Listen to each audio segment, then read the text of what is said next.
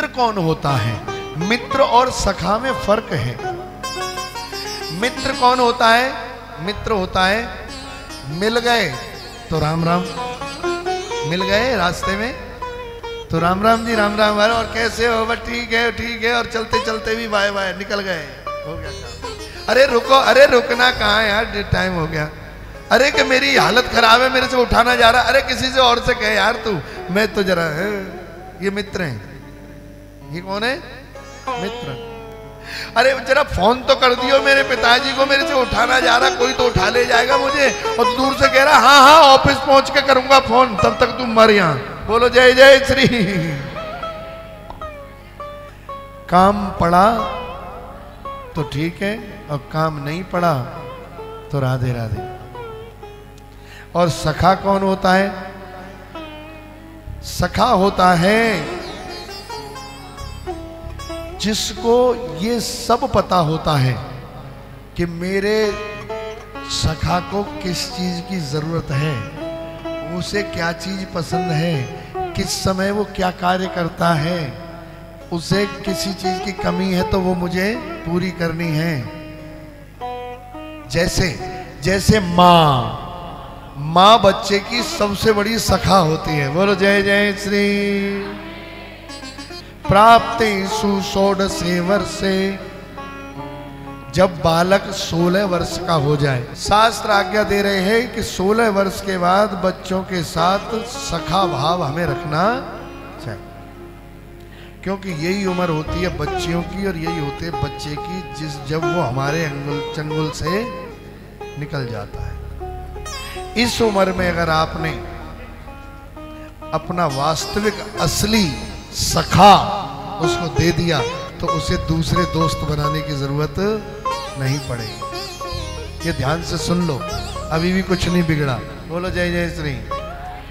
हमें बच्चों के साथ सखा भाव रखना चाहिए, क्योंकि माता पिता से बड़ा कोई सखा हो ही नहीं, या फिर सखा के रूप में ठाकुर जी को रख लो। बोलो जय जय श्री। हमारे सखा ये हैं हमारे सखा, इनके अलावा और कोई सच्चा सखा हो ही नहीं सकता। सुदामा कौन है? सुदामा भगवान के सखा हैं, मित्र नहीं है। सुदामा के घर में धन नहीं है, सुदामा के घर में बहुत तंगी है, फिर भी सुदामा अपने मित्र सखा के यहाँ कुछ मांगने नहीं जा रहे। सखा को कहीं कोई बात ना हो जाए यार, मैं मांगने जाऊंगा, वो कहीं सोचने ना लग जाए कि काई को आ गया। देखो, जबकि उसके पास किसी चीज की कमी, वो द्वारिकाधीश है, राजा है, सोने के महलों में रहता है, कोई बड़ी बात नहीं है। लेकिन सुदामा जी कहते हैं कि ये मेरे सखत्व के खिलाफ है, ये मेरे सखत्व का नियम नहीं है कि मैं अपने सखा के पास कुछ मांगने जाऊं। सुदामा जी के अंदर 3 गुण ऐसे हैं जिनकी वजह से भगवान ने उनको अपना सखा बनाया। मूल बात यह है, ध्यान से सुनो, वो 3 गुण कौन से हैं? विरक्त इंद्रियर्थासु, विरक्त इंद्रियार्थेषु। पहला गुण, वे अपनी इंद्रियों से विरक्त हैं, मतलब जो इंद्रियां इच्छा करती हैं ना, जैसे आंख ने कुछ देखा तो मन में इच्छा हो गई ये हमें चाहिए, या कान ने सुना ओहो ये म्यूजिक बड़ा अच्छा, ये म्यूजिक भी चाहिए। ये जो इंद्रियां है ना, ये जो हमारी जो इंद्रियां हैं, ये हमें जीने नहीं देती। विरक्त इंद्रिय अर्थात पहला गुण है, अपनी इंद्रियों से विरक्त रहो। मन कचोटता है, और मन किसके अंडर काम करता है? बुद्धि के। मन किसके अंडर? इंद्रियां मन के अंडर काम करती हैं, और इंद्रियों के अंडर मन, और मन किसके अंडर है? बुद्धि के। कहते हैं ना, कई बार मन से कुछ बात हुई, हमने कर डाली तो बड़ा गलत हो गया है, गलत हो गया। लोग कहते क्यों रे ऐसा क्यों किया? अरे मेरे मन में आ गई तो कर दिया। अरे तो नालायक, तेरी बुद्धि खराब हो गई थी क्या? तेरी बुद्धि भ्रष्ट हो गई थी? अरे मुझे नहीं मालूम यार क्या हो गया था। तो फिर तीसरे ने आके कहा, तेरी आत्मा ने गवाही दी ये काम करने के लिए, तेरी आत्मा मर गई थी। तो बुद्धि के ऊपर कौन है? आत्मा, और आत्मा के ऊपर कौन है? परमात्मा। और परमात्मा के ऊपर कौन है? ईश्वर। और ईश्वर के ऊपर कौन है? भगवान। बोलो जय जय श्री। दूसरा क्या है? विरक्त इंद्रिय, विरक्त है। दूसरा क्या है? इंद्रियों के गुलाम नहीं है, गुलाम नहीं है, विरक्त है। किसी भी चीज की कोई इच्छा नहीं है। जो इंद्रियों से विरक्त है, आसक्ति नहीं है, वो विरक्त इंद्रिय कहा जाता है। उसको कहते हैं विरक्त इंद्रिय। प्रसन्न आत्मा, वो हमेशा मस्त रहते हैं, मस्त रहते हैं। कितना भी कुछ हो ना हो, घर में रोटी है नहीं है, चिंता नहीं है, मस्त रहते हैं, मुस्कुराते रहते हैं। आज रोटी बन गई, 2 दिन की छुट्टी, तो घर में क्या कह रहे हैं? भगवान की बड़ी कृपा है। हैं? लोग तो एक ही एकादशी रखते हैं। हमारी कल एकादशी हुई, आज फिर एकादशी है हमारी। वाह वाह वाह वाह, भगवान ने बड़ी कृपा कर दी महाराज। हैं? इनकी महाराज महीने में 20 एकादशी हो जाती है। बोलो जय जय श्री। और फिर भी खुश हैं। क्या कह रहे हैं? भगवान की बड़ी कृपा है, हमें कम से कम इतनी सारी एकादशी हो जाती है हमारी महीने में महाराज। तो इस तरीके से 15 दिन भोजन नहीं बन रहा, 15 दिन बन रहा है। क्या है? फिर भी उसके बाद भी क्या है? प्रसन्न आत्मा, प्रसन्न है, कोई दिक्कत नहीं, हर हाल में प्रसन्न ही रहते हैं। यही कहते हैं ठाकुर जी ने एकादशी करवा दी। हाँ, लोगों ने कहा कि अरे तुम्हारी मकान पे छत नहीं है, छत तो डरवा। अरे के पागल, छत की जरूरत है? सवेरे सूर्य नारायण आते हैं दर्शन देने हमारे घर में, तुम तो बाहर निकल के करो दर्शन। हमारे सीधे ही दर्शन होवे करके घर में ही आवे हमारे सूर्य नारायण।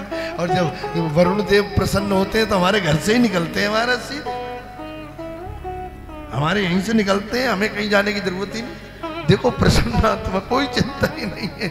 धोती फटी है तो अरे के बन के मारे दूसरी ले लो। अरे के दूसरी के झंझट में कौन पड़ेगा महाराज? उसे फिर सुखाओ, उसे देखते रहो, कोई ले न जाए उठा के भाड़ में जाए, यही ठीक है। बोलो जय जय श्री। धोना पड़ेगा, सुखाना पड़ेगा, बड़े झंझट है भैया। धोती है, अरे एक ही बहुत है भैया, हमारे बस की नहीं है। फिर बाकी प्रेस करो महाराज, जो प्रेस को झंझट है, बिना प्रेस के सिकुड़ रही है। इतना टाइम बर्बाद क्यों करो भैया? इससे तो अच्छो है अपनी आनंद है भैया, हमें कोई चिंता नहीं है। तीसरा है शांत रहते हैं। सुदामा जी ज्यादा बोलते नहीं है। ये 3 जो क्वालिटी है ये भगवान को भा जाती हैं। बोलो जय जय श्री राम। भगवान भगवत गीता में भी इस बात को कहते हैं, यइदं परमं गुह्यं मत भक्तेषु अविधास्यति भक्तिमयी परां कृत्वा मामेव यस्यति असंशयः। जो भक्त प्रचार करता है वो शुद्ध भक्ति को प्राप्त करता है, जो इंद्रियों को कंट्रोल रखता है और मेरे में ही रमण करता है, जो मेरे में ही रमण करता है। एक चावल रह गया, जो मांग के लाए थे भिक्षा, वो भिक्षा मांग के ठाकुर जी मानते थोड़ी हैं, ये तो हमारा परीक्षा लेते हैं। सोच समझ के सौदा करना, ये नंद का लाल बड़ा व्यापारी, किसी को नहीं छोड़ता। अरे भिक्षा मिल भी गई तो ये ज्यादा घरों में भिक्षा लेने नहीं जाते, ये 4-5 घरों में ही जाते हैं। मिल गई तो ठीक है, नहीं तो वापस आ जाते हैं। ये ज्यादा झंझट में नहीं पड़ते कि अब तो झोली भर जाएगी तभी दाऊंगा। नहीं, 5 घरों में जाना है बस। दे दी तो ठीक है, नहीं तो एकादशी है, मस्त है। हम तो सबरे बालक भूखे, वो खुद भूखे, सब बैठे हैं, कोई दिक्कत नहीं है। एक दिन भिक्षा लेके आए महाराज, चावल बना के धरे, ये तब तक भिखारी आएगा भिक्षा। अब भिक्षा देगी, अब इन्हें भैया तू आएगा यार, जी बढ़िया है। तो भैया उठा के सबरी पत्तल तू ही ले जा, बालक मामाऊ देखे महाराज। एक चावल उसमें चुपका हुआ रहेगा। भोग लगाने गए, एक चावल का, ठाकुर जी की आंखों से आंसू निकले। वो उस एक चावल में से भी अपनी अर्धांगिनी वसुंधरा को आधा चावल तोड़ के दे दिया, मैं तेरे हिस्से का नहीं ले रहा, तू अपना हिस्सा रख, मैं तो अपने हिस्से को क्या करोगे इसका, ठाकुर को दे दूंगा, ठाकुर को भोग लगाऊंगा। तो उसने कहा पूरे का ही लगा दो, मेरा भी लगा दो। ये जब ठाकुर को भोग लगा तो महाराज ठाकुर जी की आंखों से आंसू निकल पड़ा। हाँ हाँ, प्रसन्न आत्मा है, शांत आत्मा है। एक के घर में 56 भोग रोज बन रहे हैं, इनके यहाँ महाराज रोज एकादशी है रही है। अब देखो कैसी लीला है। पढ़े एक ही गुरु के घर, वहां पे एक ही गुरुकुल में थे ना, सांदीपनी मुनि के आश्रम में गए पढ़ने। अब प्रश्न उठ सकता है यहाँ कि यार ये कैसे हो सकता है, एक ही क्लास के पढ़े लिखे क्लास फेलो, एक के ऊपर गुरु ने इतनी बड़ी कृपा कर दी और एक बिल्कुल भिखारी, ये कैसे हो सकता है, ये कैसे हो सकता है। तो देखो जो जितनी स्थिति से क्लास को लेता है उसको उतने ही नंबर मिलते हैं। बोलो जय जय श्री। ध्यान से सुनना। अब यहाँ बात कुछ और है, जो मुख्य बात है इस कथा की बात मैं मुख्य बताना चाहता हूँ। ये सुदामा कैसे रह गए और कृष्ण राजा कैसे बन गए। पढ़े तो एक ही स्कूल में थे, एक ही क्लास में, एक ही गुरु के यहाँ, एक ही, दोनों के ऊपर एक ही जैसा आशीर्वाद सब कुछ, परंतु ये महाराज दाने दाने के लिए मोहताज हैं और कृष्ण राजा बन गए हैं। सुदामा कोई छोटी मोटी हस्ती नहीं है, जो कृष्ण का सखा है। यार छोटा कैसे हो सकता है आप बताओ। जो भगवान का सखा है वो छोटा कैसे हो सकता है। ये भगवान की लीला है हम लोगों को समझाने के लिए। ध्यान से सुनना।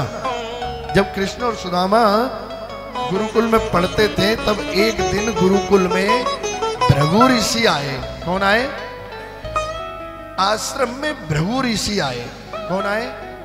जवाब देना मुझे तुरंत तुरंत। भृगु ऋषि आए, उनका आगमन हुआ। भृगु ऋषि ने आकर के सांदीपनी मुनि के आश्रम में गुरु मां से भेंट मांगी। मां भिक्षा दे, माते भिक्षां देहि, मां भिक्षां देहि।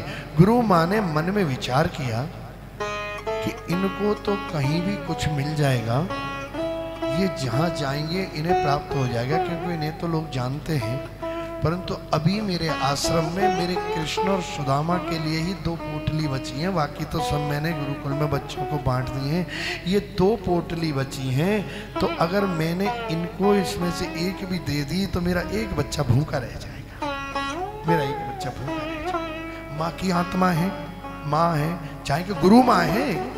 पहले बच्चों को गुरुकुल में भेज दिया जाता था, माता पिता के पास नहीं रहते थे, तभी तो वो विद्वान और आनंद के साथ बन के आते थे, तो माता पिता की जीवन की सेवा करते थे। भृगु ऋषि को पोटली नहीं दी कि आज हे ऋषिवर आश्रम में कुछ भी नहीं है। भृगु ऋषि सोचने लगे, यार इतने सारे बच्चे हैं इस आश्रम में, इतने सारे, बड़ा गुरुकुल है, एक साधु के लिए कुछ भी नहीं है, ऐसे कैसे हो सकता है, ऐसे कैसे हो सकता है। अब ये चल तो दिए, वहां से चल दिए तो अब इन्होंने मन में विचार किया, ध्यान के द्वारा देखा।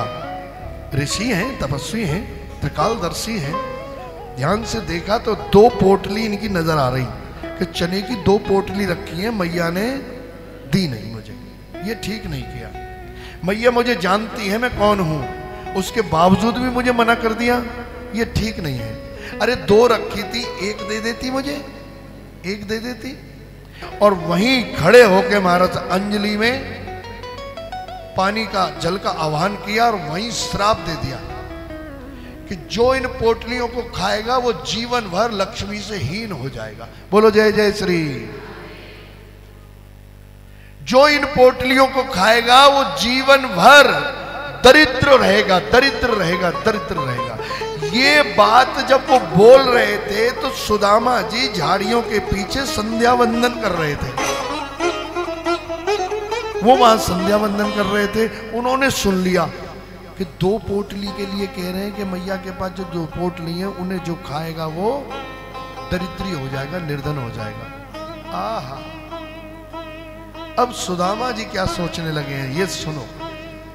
सुदामा जी कह रहे हैं कि वैसे तो मेरे घर में दाना नहीं है, गरीब तो थे ही, परंतु मैं कृष्ण के लिए कभी कुछ नहीं कर पाया। ये मेरा सखा है, ये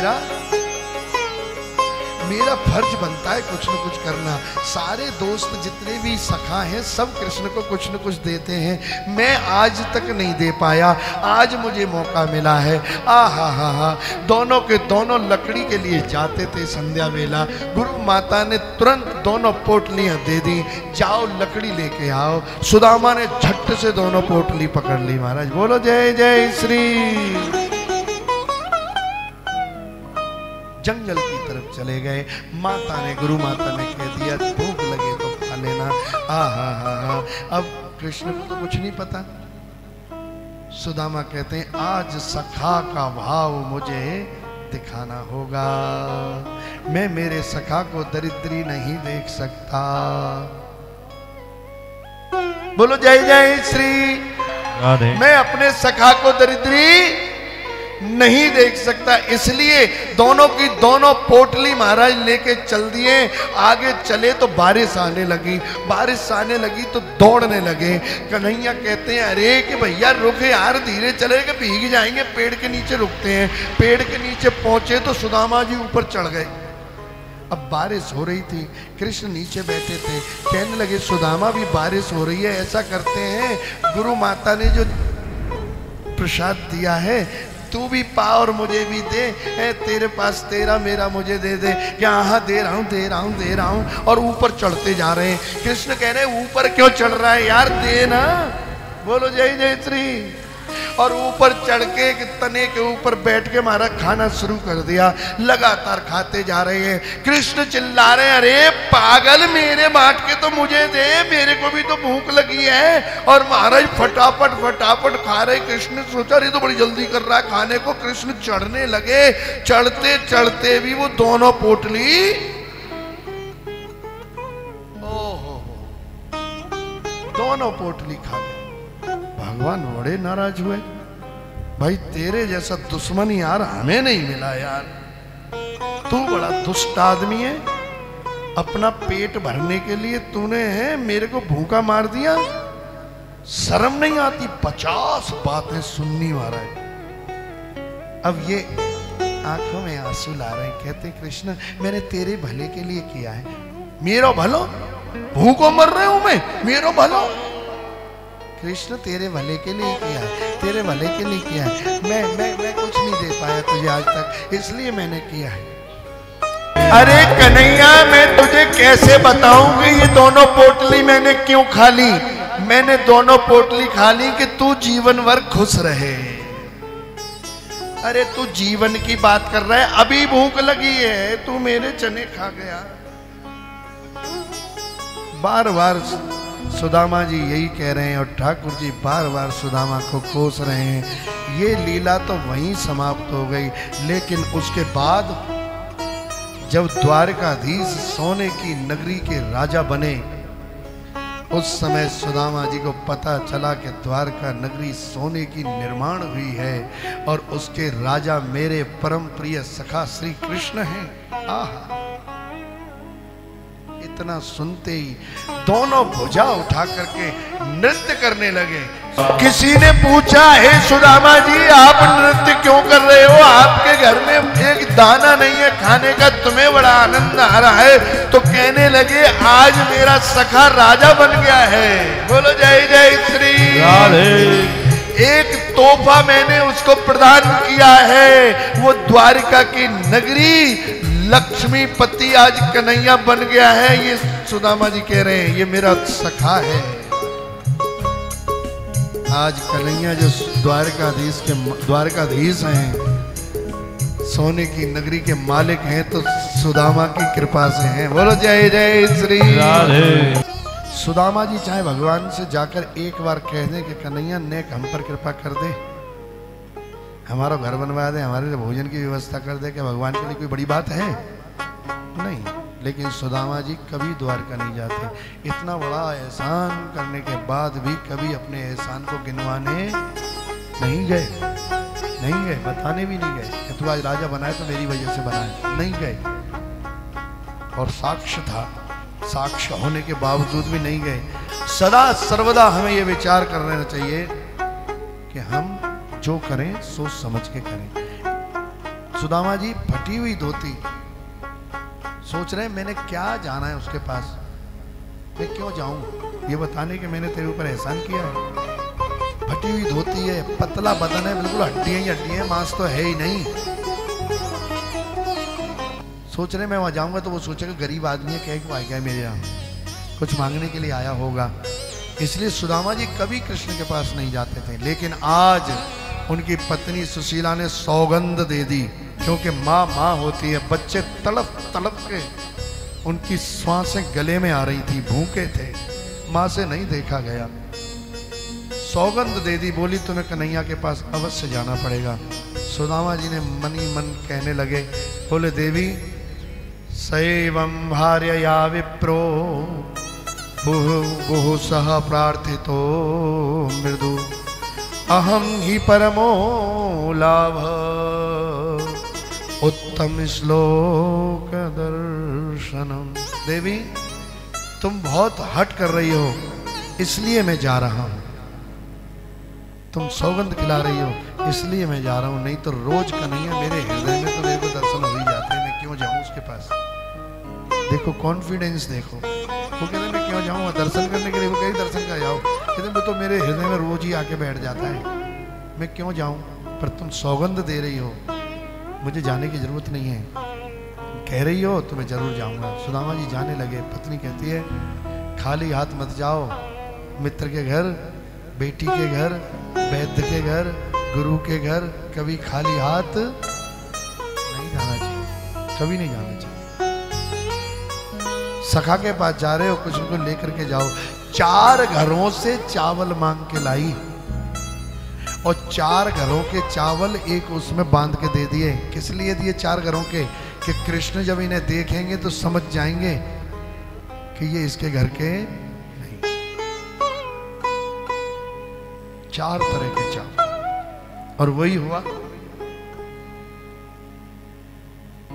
वही हुआ। सुदामा जी मिलने के लिए चले, चलते चलते रास्ता भटक गए महाराज। चले थे द्वारिका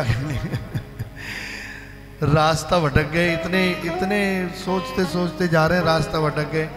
पहुंचे एक जगह, पूछा भैया द्वारिका का रास्ता और कितना रह गया है। उन्होंने कहा महाराज तुम तो उल्टे आ रहे हो महाराज। कि क्यों?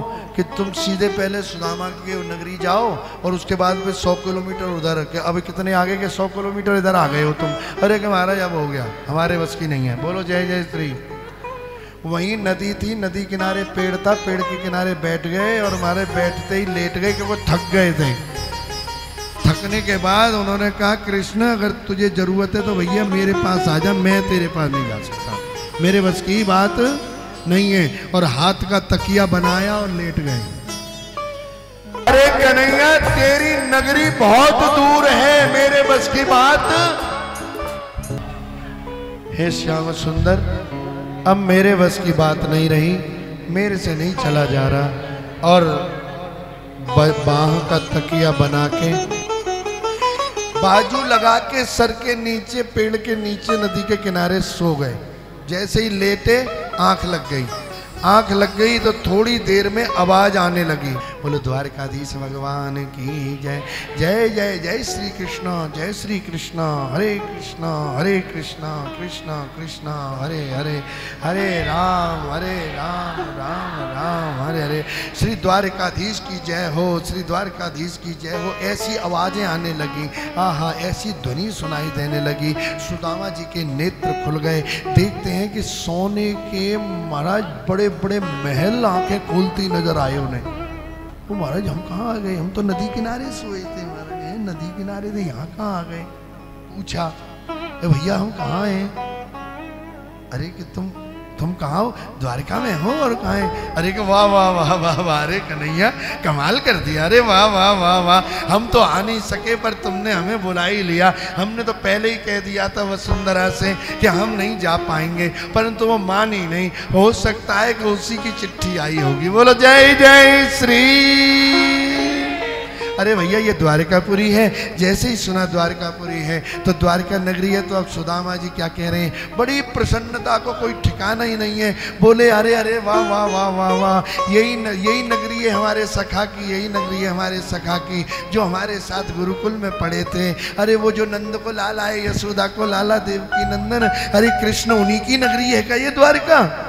कहते हाँ उन्हीं की है। अरे वाह वाह वाह वाह, नाचने लगे महाराज, आनंद आएगा। बोले हाँ हाँ हाँ उन्हीं की नगरी है द्वारका। सुदामा जी सोचे सोए तो हम भैया पेड़ के नीचे थे, ये आ कहाँ गए महाराज? हाँ तो भैया ये द्वारकाधीश कहाँ मिलेंगे हमें?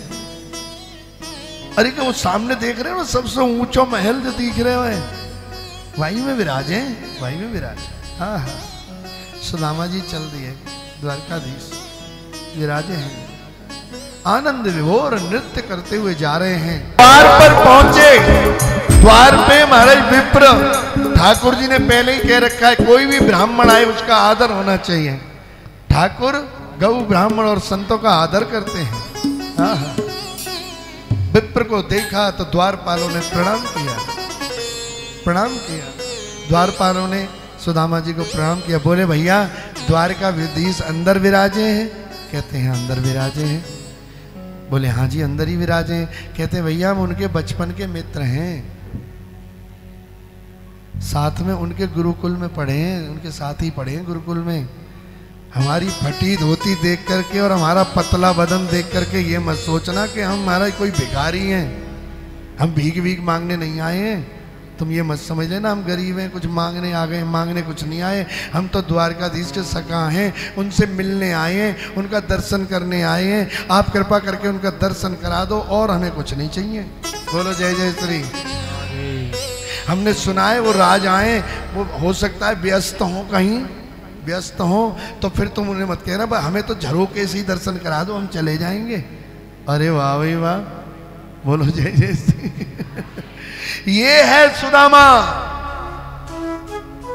वहां जाकर के भी है, तू कहीं ये मत सोचियो मैं गरीब हूँ, धोती फटी है तो इसका मतलब मैं पतला बदन है तो मैं भीख मांगने आया हूँ। मैं भीख भीख मांगने नहीं आया हूँ, राजा होगा अपने घर का होगा। अरे हम तो प्रेम करते हैं, हमारा सखा है, हमारे साथ गुरुकुल में पढ़ा है, आज हम भेज दिए हमारी मेहरारू ने, तो हमने कहा दर्शन ही करें हमें। वैसे तो हमें हृदय में रोज दर्शन होवे, परंतु कोई बात नहीं, हमारा मित्र है, हमारा सखा है, हमें आनंद आए रहे हो महाराज भाई, देख करके हमें बड़ा खुशी आ रही है। तो अब जब आए ही हैं तो दर्शन ही कर जाए, हमें झरोके से ही दर्शन करा दो, हम तो चले जाएंगे, हमें कोई दिक्कत नहीं है। हाँ हाँ हाँ हाँ। द्वारपाल कहने लगा महाराज आप बिल्कुल चिंता नहीं करिए, आप थोड़ी देर रुको, मैं द्वारकाधीश को देख के आता हूँ और बोल के आता हूँ, आज्ञा मिलती। अरे क्या आज्ञा ना दे कोई बात नहीं, दूर से ही देख के चले जाएंगे।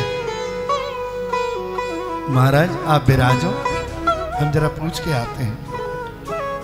देखा तो वहां द्वारकाधीश कहने लगे द्वारकाधीश का इस समय भोजन का समय है, वो भोग लगा रहे हैं, जैसे ही भोजन से निवृत्त हो जाएंगे हम आपको ले चलेंगे। बोलो जय जय श्री। बोले हाँ ठीक है कोई बात नहीं। अरे अरे वो आपने अपना नाम का बताया हो, ये तो आपने अपना नाम का बताया हो, हम जाएं जरा पूछें। बोले भैया हमारा नाम है सुदामा, हमारा नाम है सुदामा, बता देना।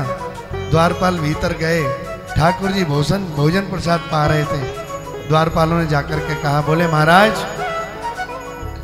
आज द्वार पर एक ऐसा दुर्बल ब्राह्मण पधारा है,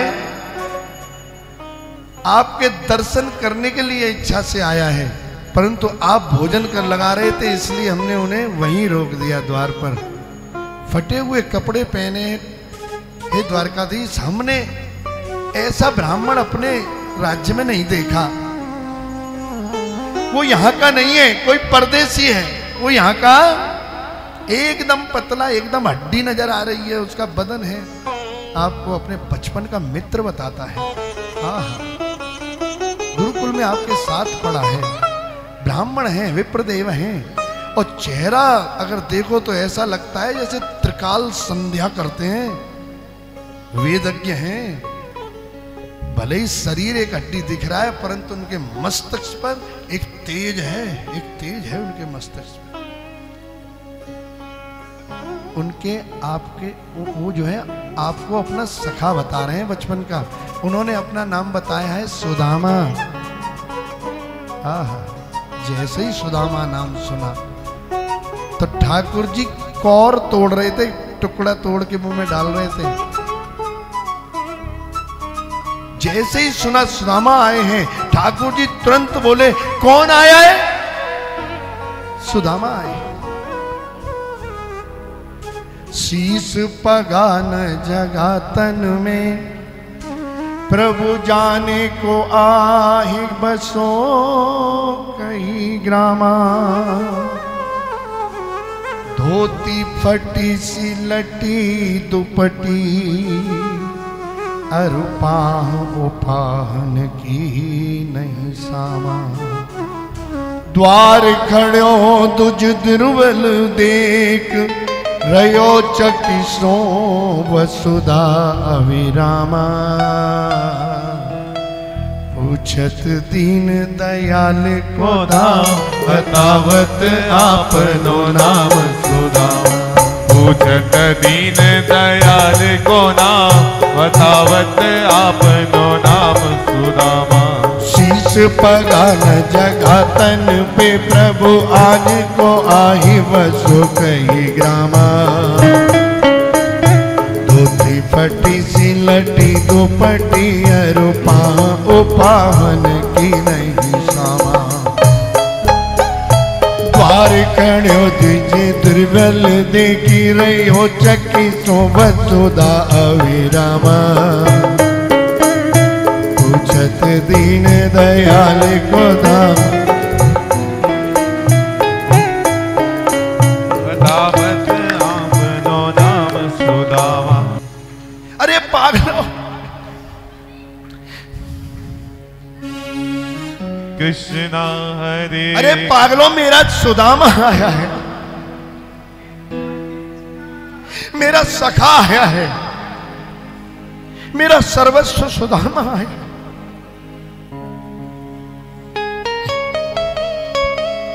अरे मेरा सखा आया है। अरे पागलों, तुम वहां छोड़ के आ गए, रोई बाहर छोड़ के आ गए। ठाकुर ने अपना जो पटला बैठे थे जिस पे भोजन कर रहे थे, उठा के दूर फेंक दिया और कूदे सिंहासन से महाराज भागे। पादुका भी नहीं पहनी, मुकुट भी नहीं पहना, गले में कुछ मोतियों की माला थी, टूट टूट के गिर रही हैं। महामंत्री, सेनापति, राजा उग्रसेन, रुक्मणी, सत्यभामा, सब जामवती पीछे भाग रहे हैं ठाकुर जी के। अरे अरे क्या हुआ, क्या हुआ, क्या हुआ, चिल्लाते हुए जा रहे हैं। अरे मेरा मित्र सखा आया है, मेरा सखा सुदामा आया है। सब देख करके हैरान, ऐसा कौन आ गया, ऐसा कौन आ गया कि उसके लिए भगवान इतने उतावले हो रहे हैं, इतने उतावले हो रहे हैं। चारों तरफ भीड़ इकट्ठी हो गई है। कह रहे हैं भैया द्वारकाधीश का कोई मित्र आया है, कमाल हो गया, चलो चलो चलो देखने चले कौन आया है। चारों तरफ हल्ला मच गया है। तभी सबके सामने देखते देखते सुदामा जी खड़े हैं और यहाँ आकर ठाकुर जी खड़े हैं। कृष्ण दौड़ रहे हैं और दौड़कर जाकर के सुदामा को अपने हृदय से लगा लिया। बोलो कृष्ण सुदामा भगवान की जय।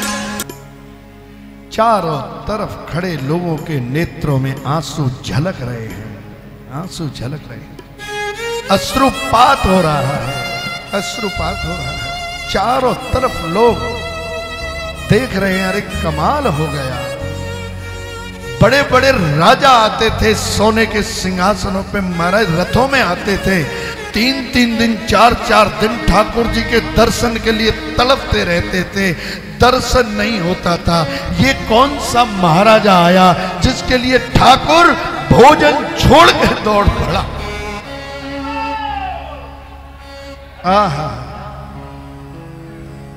दर्शन दुर्लभ होते हैं उन राजाओं को, परंतु ये अरे ये दुर्बल सा ब्राह्मण जिसके फटे हुए कपड़े हैं, शरीर पर एक भी वस्त्र साबुत नहीं है, इस प्रकार की इसकी परिस्थिति है और ठाकुर जी इनके लिए सब कुछ छोड़ के दौड़ रहे हैं।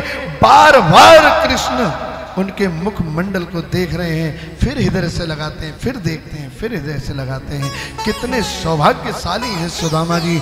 गले में गलवैया डाल के ठाकुर जी अपने सखा को महल में ले जा रहे हैं। तो जाकर के कहां बिठाया?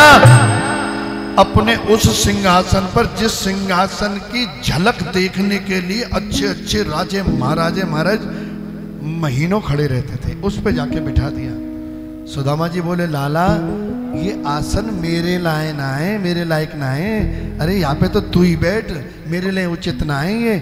मोकू तो कोई पाटो वाटो दे दे, वहीं पे बैठ जाऊंगो। बोलो जय जय श्री राधे।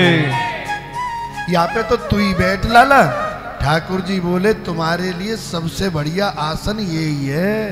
बोलो जय जय श्री राधे। इसी पे बैठो, तुम इसी के लायक हो, इसी के योग्य हो। बैठ जाओ चुपचाप। बता रहे हैं हम तुम्हारे दोस्त यार हैं, हम तुम्हारे सखा हैं। सिंहासन पे चुप करके बैठ जाओ। ठाकुर जी नीचे बैठ गए, सुदामा जी बैठ गए।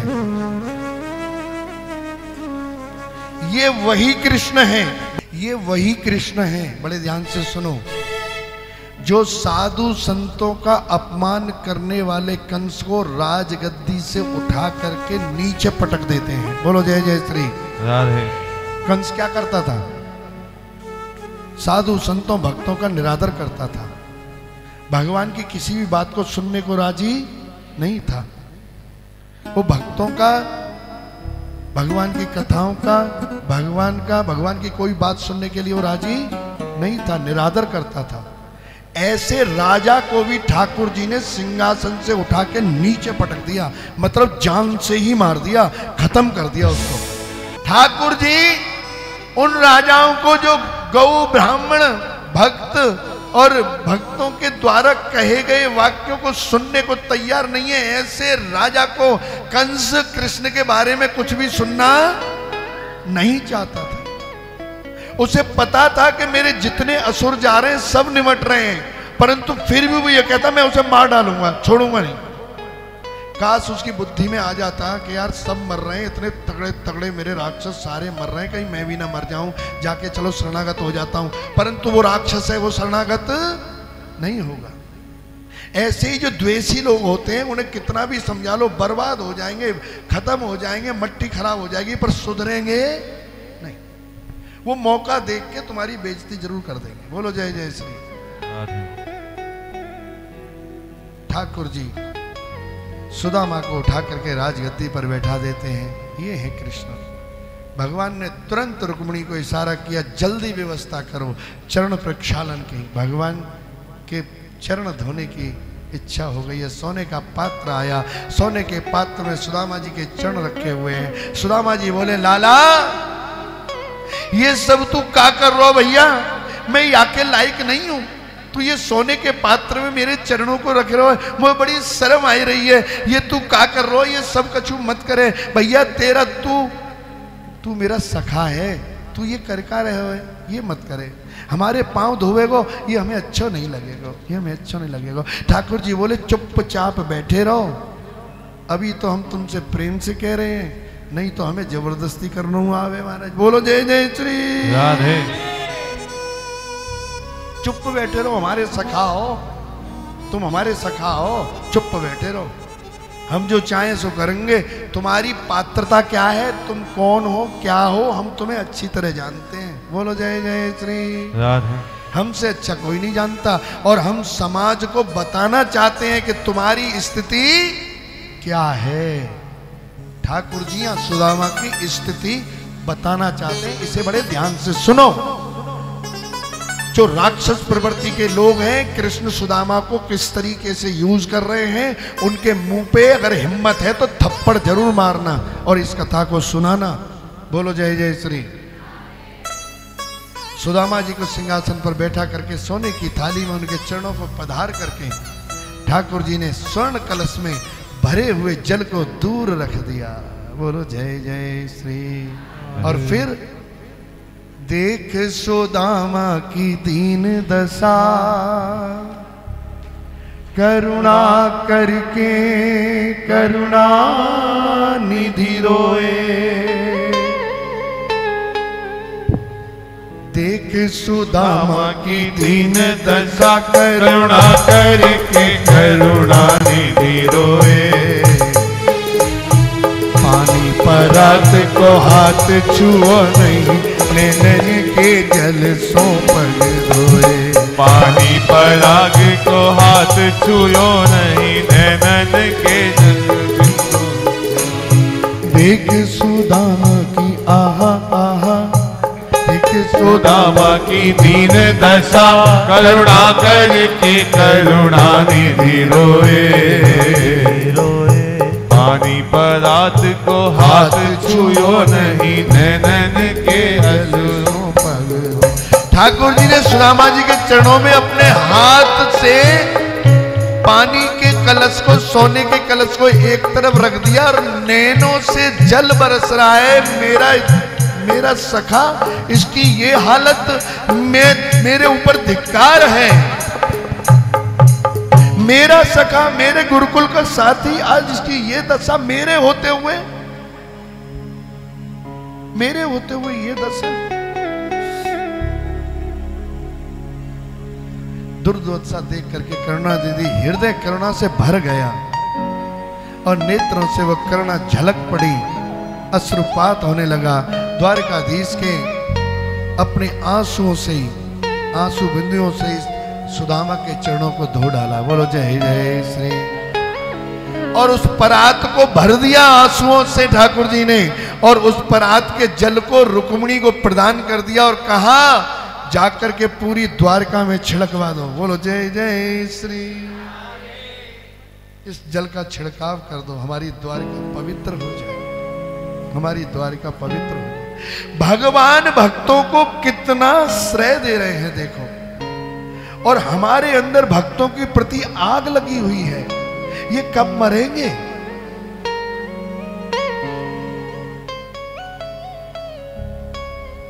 भक्त ने तो अपने आप को भगवान को सौंप ही रखा है। तुम अपनी जिंदगी बर्बाद क्यों कर रहे हो? तुम्हारा कुछ होगा तो उस भक्त को तुम्हें देख के बड़ा दुख होगा कि मेरी वजह से इनका नाश हो गया। बोलो जय जय श्री। ठाकुर जी को वो खुद मुंह दिखाने लायक नहीं रहेगा, वो कहेगा अरे अरे अरे अरे, जबकि ठाकुर जी उसको कुछ कहने वाले नहीं है, पर वो गिलानी करता है, वो दूसरे के दुख में दुखी होता है। इसको भक्त कहते हैं। वैष्णव, उसी को वैष्णव कहते हैं। वैष्णव कौन होता है? जो भगवान के बारे में ही चर्चा करता है और दूसरी चर्चा उसे अच्छी। हाँ, सुदामा जी बहुत रोए, बहुत रोए, बहुत रोए। ठाकुर जी इस करुणा को देख करके भगवान नीचे बैठे और सुदामा जी ऊपर बैठे हैं, अपने बचपन की याद ताजा कर रहे हैं। कहते हैं बचपन में लाला गुरुकुल में तू गुरुजी से खूब पिटता था, खूब पिटे तो तू ही पिटाऊ सबसे ज्यादा महाराज। सुदामा जी कह रहे हैं लाला गुरुकुल में तू ही ज्यादा पिटता था, क्योंकि तू मानता नहीं था, चंचल स्वभाव तेरा है। तुझे याद है जब तू पिटता था? सब बातें कर रहे हैं सुदामा जी से। ठाकुर जी ने पूछा सुदामा जी अच्छा एक बात बताओ, अब तुम आ ही गए हो तो तुम्हारा ब्याह हैगो का? अरे कि भैया क्या बताएं लाला, तो ब्याह हैगो का ना हैगो? ब्याह तो हैगो, 2 बालक हुए हमारे पास। भगवान बोले सुदामा जी तुम बड़े हैं स्वार्थी निकले, तुमने हमें नहीं बुलाया हमारे। बोलो जय जय श्री। तुमने ब्याह कर लियो, बुलायो नहीं? बोले लाला हम तो छोटे आदमी हैं, ऐसे ही छोटो मोटो काम है गया महाराज, हैं बामे तो को कहा बुलाते, कहाँ दावत वावत तू ना है भाई महाराज। बोलो जय जय श्री राधे। ऐसी कोई विशेष दावत वावत तू ना है भाई कि हम व्यवस्था नहीं कर पाए। अब तू तो हमारा राजा है, अब राजा की थोड़ी ना वहाँ बेइज्जती करानी है ऐसी जगह, या हमारे हमने नहीं बुला पाए। अच्छा चलो हम तो ना बुला पाए, कैसे बुलाते तो तू हमारी छोड़। लाला तेरो ब्याह भयो के नहीं भयो?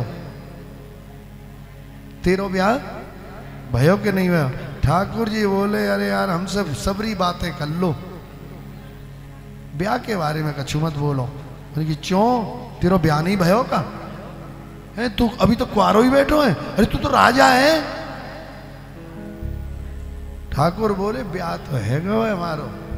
अच्छा ब्याह है गो? अरे तो बताए क्यों ना रहे हम तो ये थोड़ी ना कह रहे कि हमें क्यों ना बुलायो।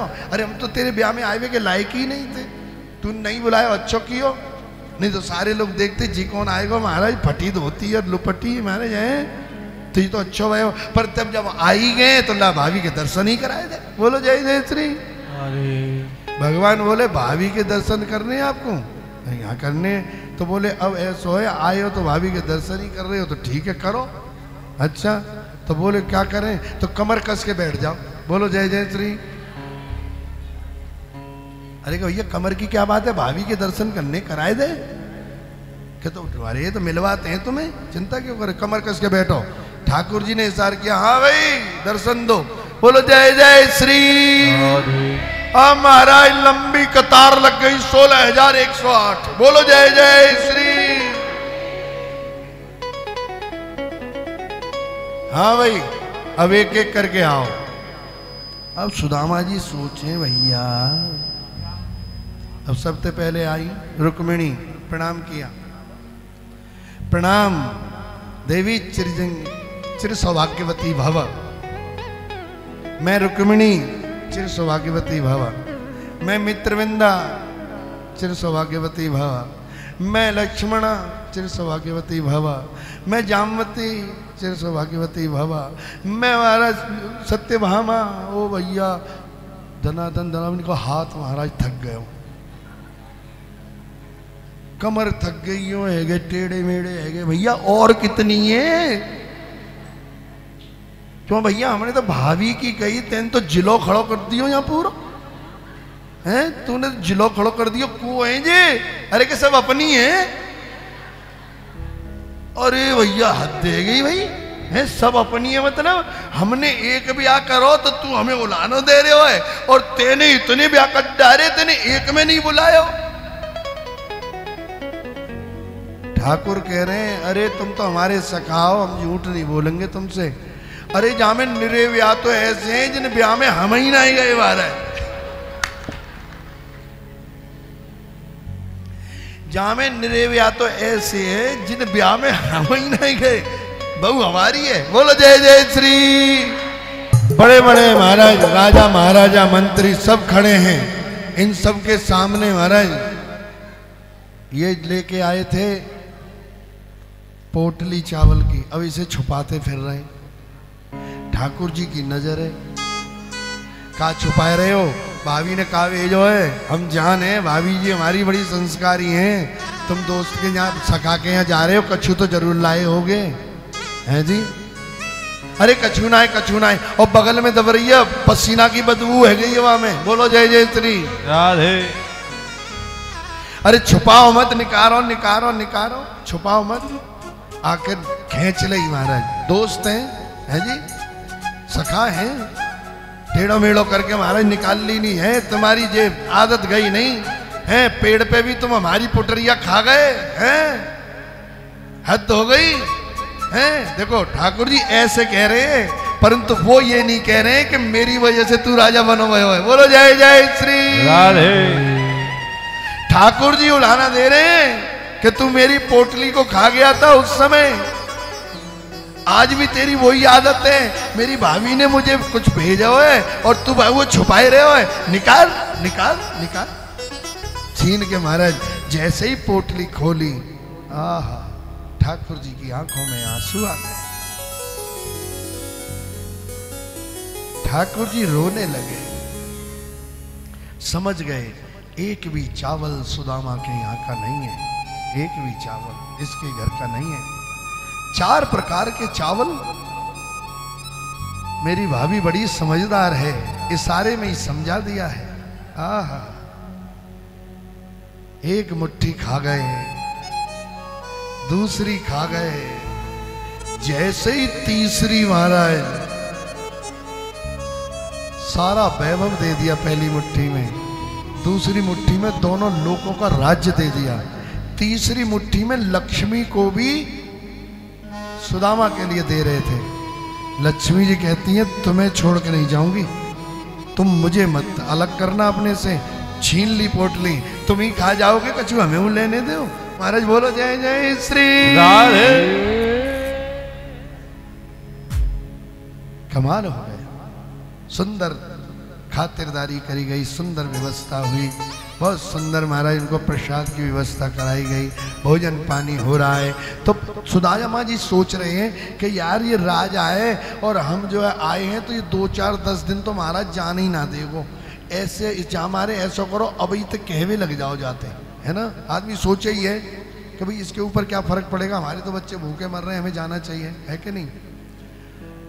तो सुदामा जी कहवे लगे भैया वैसा देख तेरी खातिरदारी हमने स्वीकार कर ली नहीं है, तेरी देख सब कुछ व्यवस्था हमने स्वीकार कर ली, भैया तेरे परिवार से भी हम मिल लिए, हम तेरी सब पत्नियों से भी मिल लिए, अब हमें तुम आज्ञा दो। अब सुदामा जी सोच रहे हैं कि अभी से आज्ञा मांगेंगे तो 1 दिन 2 दिन तो ये रख ही लेगा, मानेगा नहीं। ठाकुर जी कह रहे हैं बैठो बैठो बैठो। सुदामा जी कह रहे हैं नहीं नहीं अब हमें तुम आज्ञा दो, हम तुम्हारी सेवाएं सब स्वीकार कर ली हैं। ठाकुर जी ने तुरंत कह दिया ठीक है जाओ।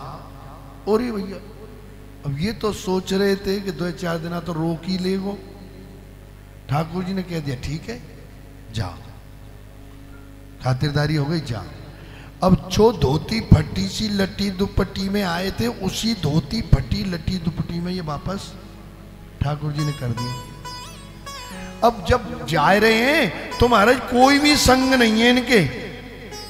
रुक्मिणी कह रही है तुमने ये क्या किया, ये क्या किया तुमने, तुम्हारा मित्र था, तुम्हारा सखा था, तुम खाना छोड़ के प्रसाद छोड़ के भागे, इतना सुंदर उसका स्वागत किया, अब जाते वक्त कम से कम एक रथ से उसे भेज देते उसके घर, और ऐसे के ऐसे ही भेज दिया, उसकी एक लंगोट तो चेंज करा देते। यार तुमने हद कर दी, ये क्या किया तुमने, तो कुछ भी कोई आदर नहीं, कोई सम्मान नहीं, कोई साथ भी नहीं भेजा, ये क्या किया।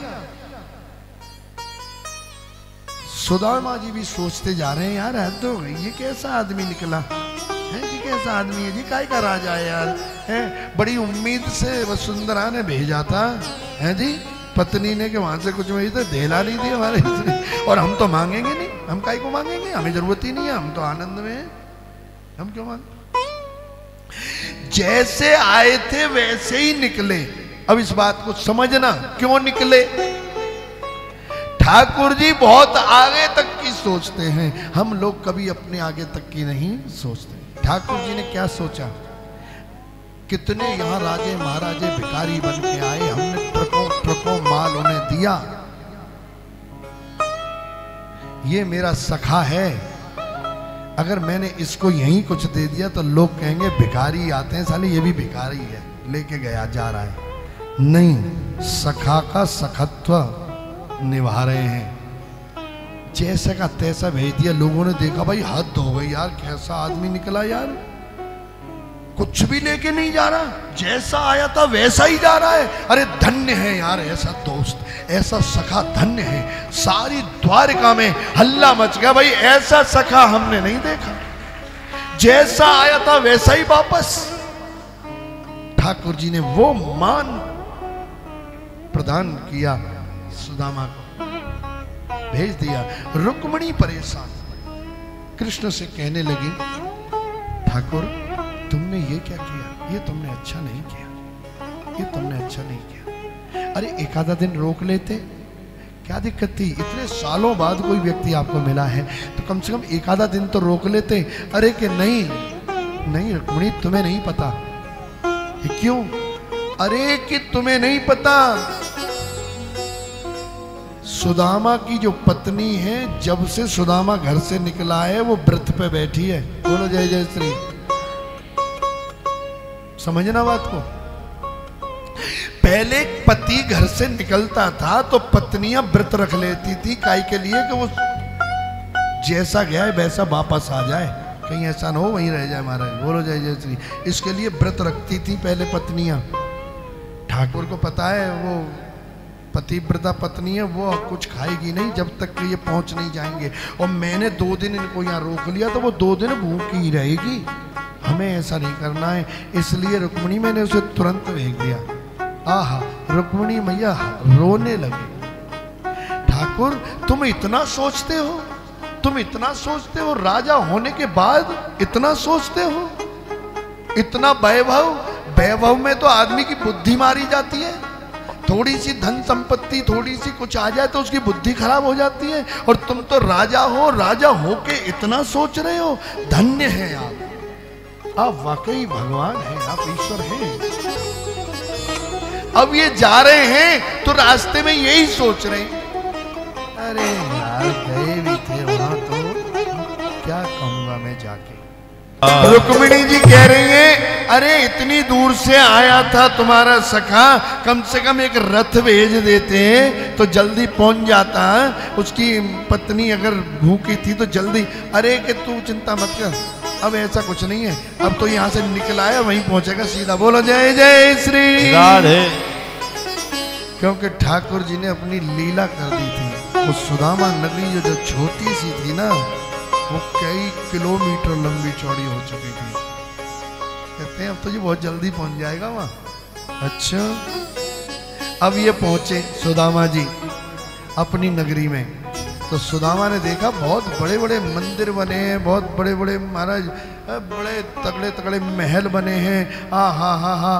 वो कह रहे हैं यहाँ मेरी छोटी सी राम कुठरिया थी भैया, यहाँ से कहाँ चली गई जी, कहाँ आ गए हम गलत आ गए क्या? रास्ता तो वही है, रास्ता तो वही है भैया, ये गवायों का। यहाँ तो कंचन के महल खड़े हैं। सुदामा देख के महाराज डर गए। बोलो जय जय श्री। अरे भैया यहाँ हमारी छोटी सी झोंपड़ी थी, कहाँ चली गई? वहाँ द्वारपालों से पूछा, वहाँ द्वारपाल खड़े थे। भैया ये इतना बड़ा महल, इतना बड़ी व्यवस्था, इसमें सुदामा नगरी लिख रहा है। भैया ये चक्कर क्या है? हमारी यहाँ पे एक झोंपड़ी थी, वो कहाँ गई?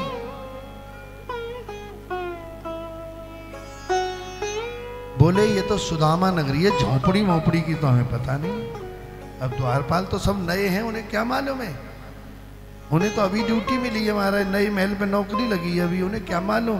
कहते हैं हमें नहीं मालूम। सुदामा जी चौंके, अरे यार कैसी बातें कर रहा है भैया, ऐसे नहीं हो सकता यार, हमारे तो छोटे छोटे बच्चे थे, हमारी बीवी थी, हमारी पत्नी थी, वो उसे कौन ले गया, कहाँ ले गए, हम तो कैसे जिएंगे, उसी के लिए तो गए थे। बोलो जय जय श्री। और यहाँ तो भैया बहुत बड़ा महल बना हुआ है, हमारी कुटिया कहाँ चली गई भैया, हमें बता। सुदामा जी बोले भैया ये नगरी के मालिक कहाँ हैं?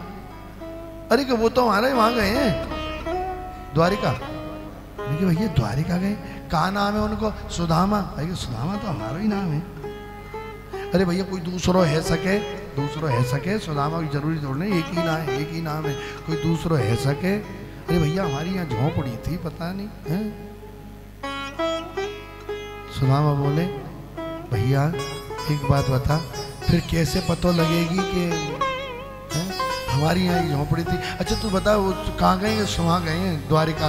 तो अरे उनकी पत्नी वतनी तो कोई होगा घर में भैया, हमारी बात करा भैया, हमारी झोंपड़ी थी, हमारे बच्चे थे। द्वारपाल बोला हाँ पत्नी तो है, तो पत्नी से ही मिला दे भैया। पत्नी महाराज अंदर गए, सुदामा जी बोले जाके, हाँ द्वारपाल ने जाके कहा। सुदामा जी देख रहे हैं सारी नगरी महाराज, हाँ इतनी देर में देख रहे हैं कि स्त्री आ रही है महाराज, 16 श्रृंगार हो।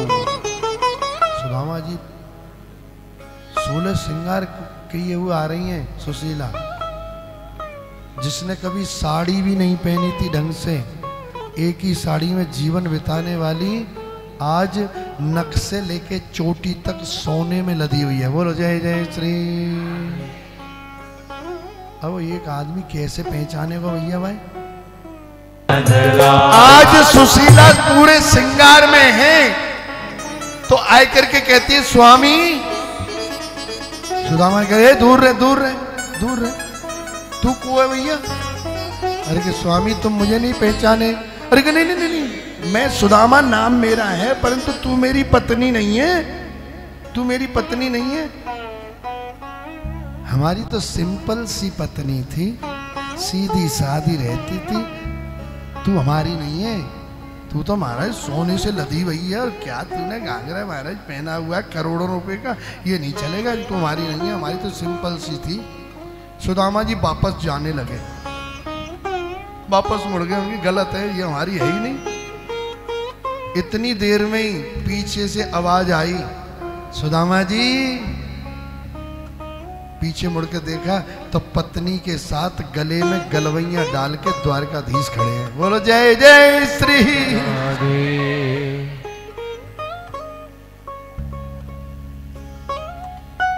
बोलो रुक्मिणी द्वारकाधीश भगवान की। द्वारकाधीश खड़े हैं। सुदामा जी महाराज की जय। कृष्ण बोले, कहाँ जा रहे हो सुदामा जी? सुदामा जी ने कहा, अरे द्वारकाधीश तुम, और ये कौन है? ये कौन है जिसके गले में गलवैया? जी रह गई का आशीर्वाद देवे के लिए महाराज हैं? अरे के नाए नाए जिन जित जिन नाए जी हमारी नाए। अरे तो गलवैया डाल के तो ऐसे ही खड़ा महाराज, ये तुम्हारी नाए तो को है कि ये तो तुम्हारी है, ये तो हमारी भाभी है। भैया पाए के नीचे से जमीन निकल गई। बोलो जय जय श्री। सुशीला कहने लगी, भूल गए मुझे, भूल गए? कहने लगे, तू ही है का? सुशीला ने प्रीतम के चरण पकड़ लिए, आहा प्रणाम किया। सुदामा जी बोले, ये नगरी, बोले द्वारकाधीश ने करी है आपके ऊपर कृपा, अब आप यहीं रहोगे। सुदामा जी बोले, लाला हमने तो उसे कछु नहीं मांग्यो, पर तेने इतनो हमें क्यों दे दियो? बोलो जय जय श्री।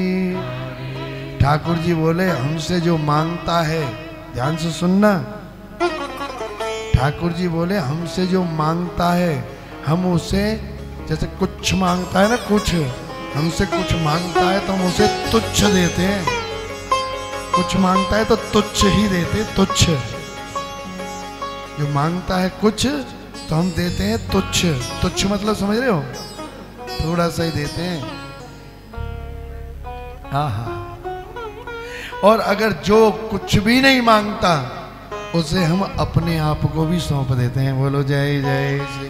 बोलो द्वारकाधीश भगवान की। ठाकुर से मांगोगे तो तुच्छ मिलेगा, और ठाकुर की सेवा करोगे तो कुछ मिलेगा नहीं मिलेगा, ठाकुर तुम्हें जरूर मिल जाएगा। बोलो जय जय श्री राधे। समर्पण कर दोगे तो ठाकुर सब कुछ देने के लिए तैयार है, सब कुछ। सुदामा जी को ठाकुर ने सब कुछ दिया। ऐसे श्री ठाकुर जी की करुणामयी कृपा श्री सुदामा जी पर बरसी। ऐसा स्वभाव है मेरे ठाकुर का।